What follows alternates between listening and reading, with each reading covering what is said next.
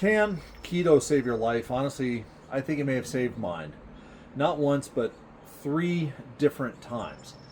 Now, before anybody gets butthurt about this topic, I'm not claiming keto is some miracle cure, and I'm not going to say that it cures every disease known to man. And I'm definitely not saying it will make you invincible like Superman. But what I am saying is this. When I look back honestly at my life, there was at least three moments where getting metabolically healthy may have dramatically changed the outcome. Not because keto made me invincible, but because it helped me stop making myself so damn vulnerable. And today I want to share those three moments and let you decide for yourself. So, about 10 months after I started keto, I was 49 years old. I had lost over 100 pounds of fat and water. My blood pressure had improved, my energy improved, my inflammation greatly improved.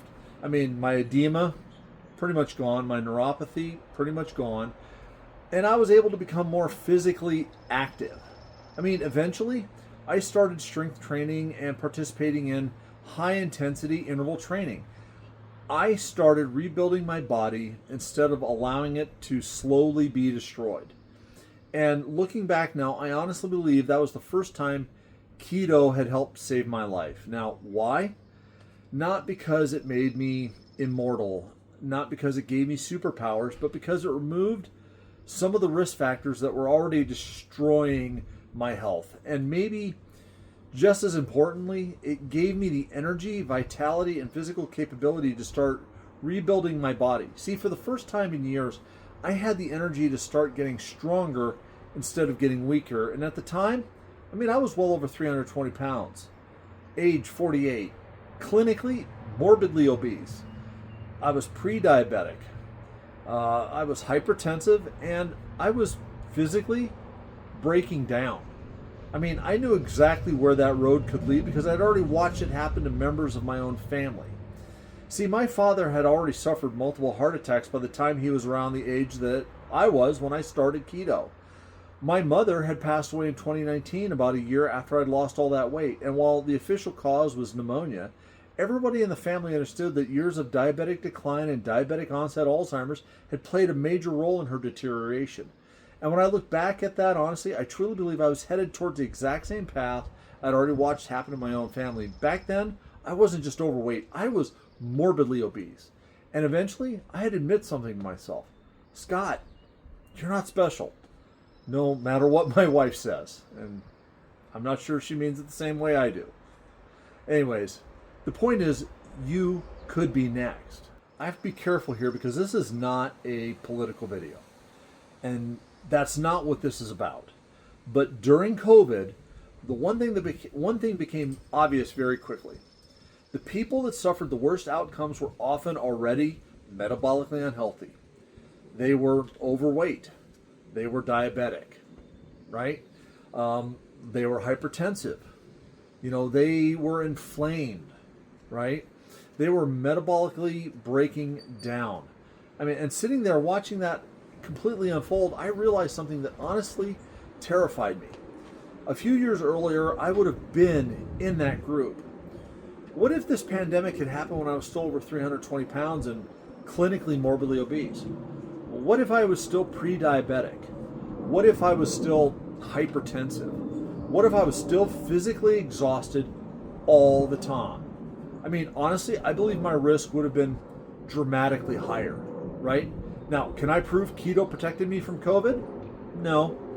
I'm not even gonna try. I can't, right?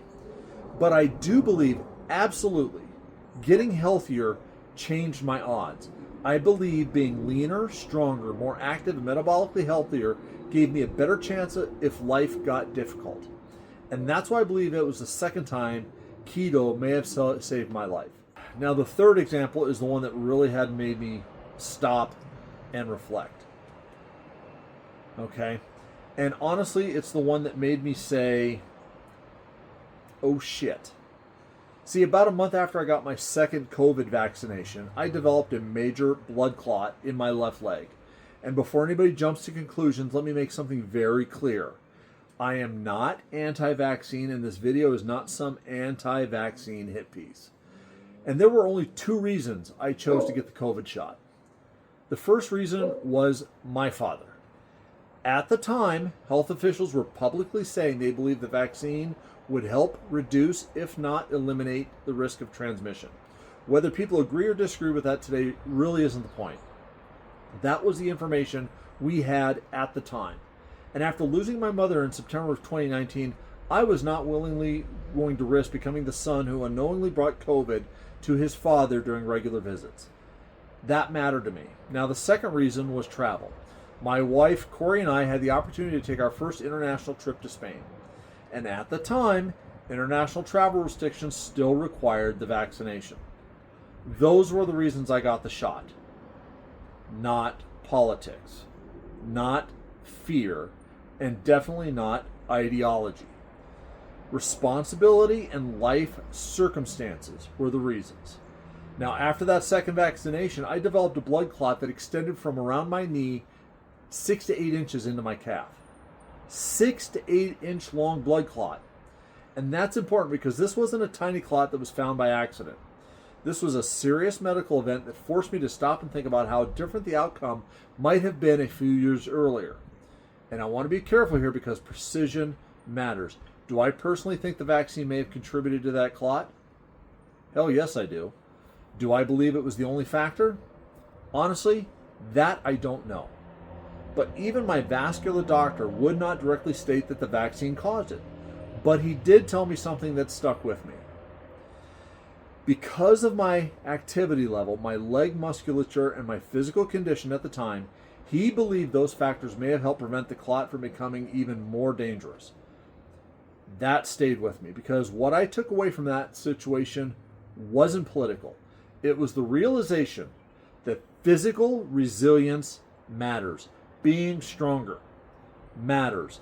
Being healthier matters. Having better metabolic health matters, especially when life throws something completely unexpected at you. And looking back now, I honestly believe that if that exact same situation had happened to the morbidly obese 320-pound version of me years earlier, the outcome could have been much worse. Now, all three of these experiences changed how I look at health, because I think a lot of men believe getting healthy is just about looking good.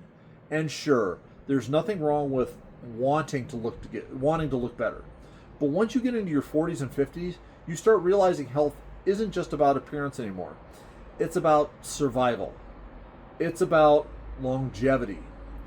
It's about maintaining your independence and your capability. I mean, it's about being able to do things you want to do as you get older.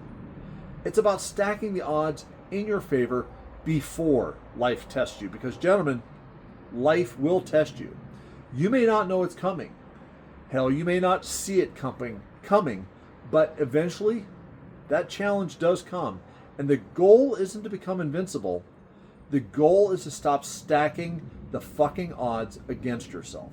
I don't know if keto or carnivore can save your life. I can't promise that.